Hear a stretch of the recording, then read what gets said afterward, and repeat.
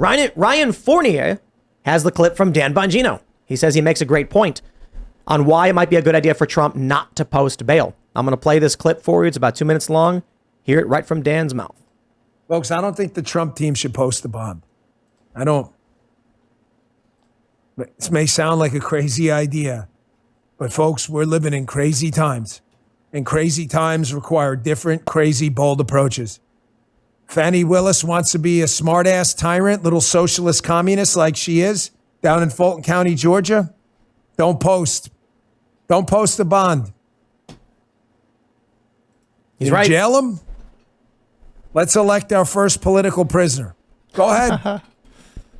Go to jail. Let the Secret Service shut the entire jail down, and we'll see how long you're willing to keep this charade going. Let them put him in jail for a bit. Folks, I know it sounds crazy.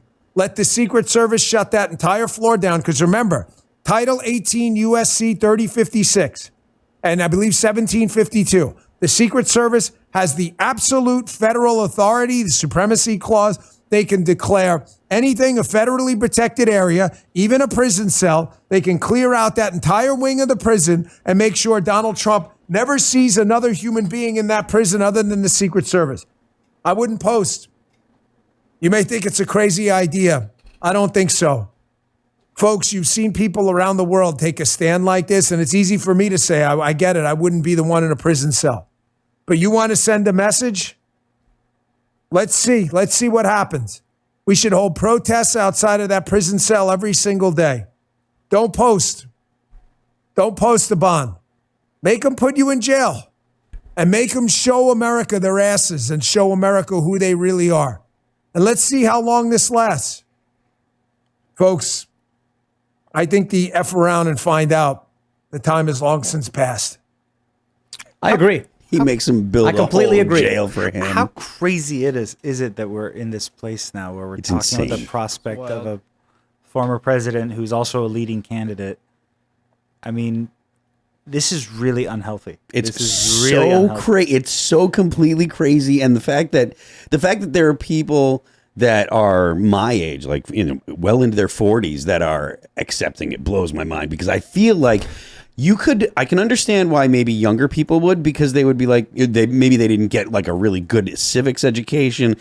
A lot of people don't pay attention to the way that our government's structured. Most people think the president has like, unlimited power and stuff. But like people that were born in the 70s or 80s, like you got civics. You should know that how the president has, the authorities, generally the authorities that the president has, and you should know that it's a terrible idea to prosecute your political opponents, your leading political rival. This really is like banana republic stuff. It's not just hyperbolic to say that. And this again, I know people like to give Tim crap about saying civil war, but when you're arresting your political rivals, still, I've been saying it for 6 months now. Where's the off ramp? Because where is it? I don't see it. And when one of the most prominent voices in support of that political figure says he should accept being jailed to make a stand and become a political prisoner, political martyrdom,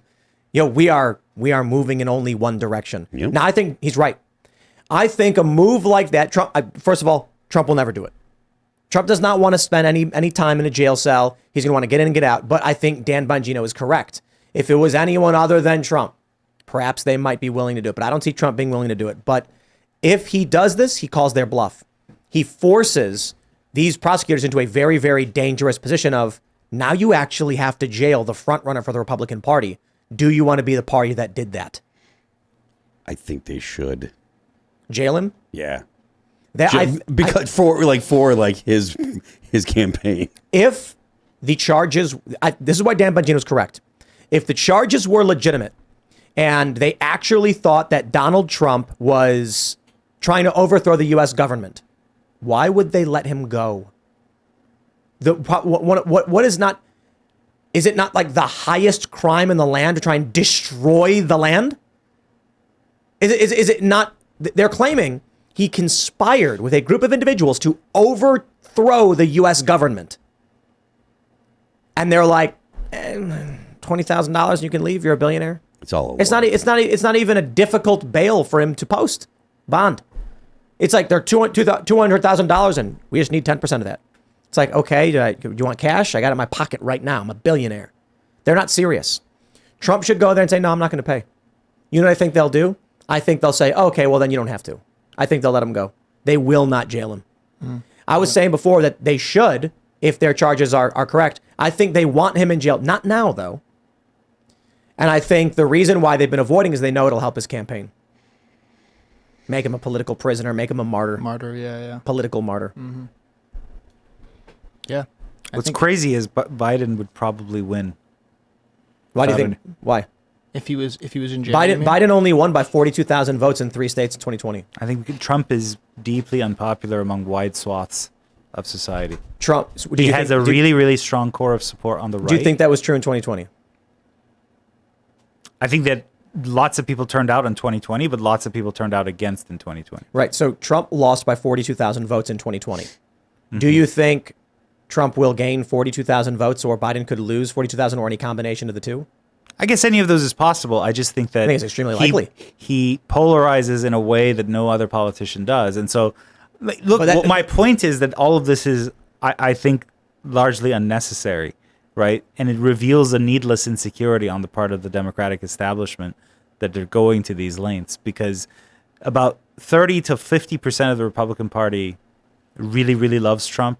Another, let's say, 20-30% is strongly supportive, and then you have all the others who don't support Trump. Everyone else, among independents and stuff, it becomes much more tenuous, his support. But it doesn't matter. If we look at the numbers from 2016, Trump narrowly won. Mm-hmm. It was, I think, 70-some-odd thousand votes. Mm-hmm. If we look at 2020, he narrowly lost, but he gained, 13 million more votes.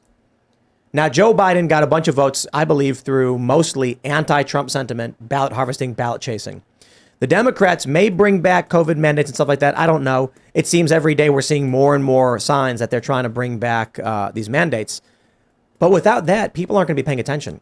Not only that, if you take a look at the polling, even with all the biases attributed that we've seen so far, look, I got a million and one reasons to tell you why I think Trump is on track to win. I'm not saying he will. One, Joe Biden won because people hate Trump and they did ballot harvesting. There was no sports. There was no movies. You were locked in your house. You were angry. And Trump was the problem. He was the reason it was happening to you. Most people had no idea what was going on. Yeah. Then you get the procedural stuff, obviously. But Trump only lost by 42,000 votes despite all that. I don't think they're going to be able to. I think the Democrats are going to lose 1 million votes this time around. Which means if Trump maintains that level of support he gained from 16 to 20, he would win by a couple 100,000 votes or even 1 million votes this time around. Because the Democrats don't have support. They have anti-Trump. Considering how bad the economy's gotten under Joe Biden, considering Afghanistan's, whether or not that matters as much as the economy, you saw Biden's approval rating collapse with the Afghanistan debacle. He's lost support throughout his first term. I don't see why Trump would not be able to make up these 42,000 votes this time around. It just seems inevitable.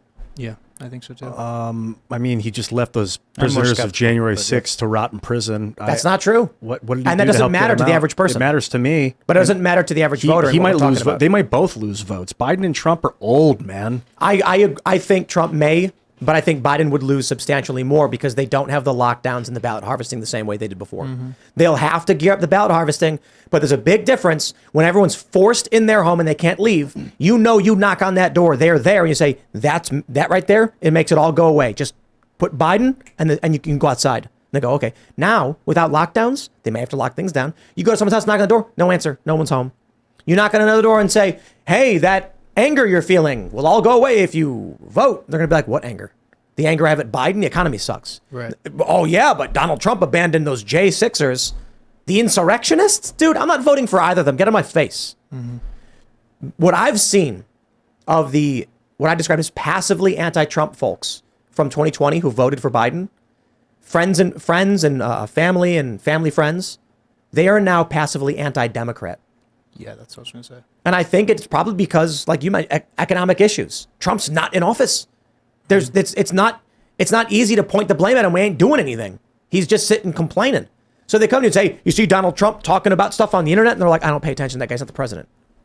They try to make the argument when he was president. Well, he's the president. He's the most important guy. You got to focus on these things. Now it's like, did you hear about what that septuagenarian guy in Florida said? Who? The former president? Why are you talking about? He's not. Biden's the guy I'm mad about. I think that's going to cost Joe Biden. It's going to go back and forth. I do want to add, though, as a quick aside, it is absolutely hilarious that after everything Ian has said today about Trump, Hassan Piker called him a conservative. What did he say? Conservatives are awesome or something? He said conservatives are cool, and he put the sunglasses. He emoji. quoted the video of you saying, "I won't wear the mask," and wrote, "Conservatives are cool." Conservatives are pretty cool, man. The more you hang out with them, the more you like them. Thanks for watching this clip from the Timcast IRL podcast. Hang out with us live Monday through Friday at 8 p.m. and become a member over at timcast.com for uncensored, members-only shows exclusive. Thanks for hanging out, and we'll see you all next time.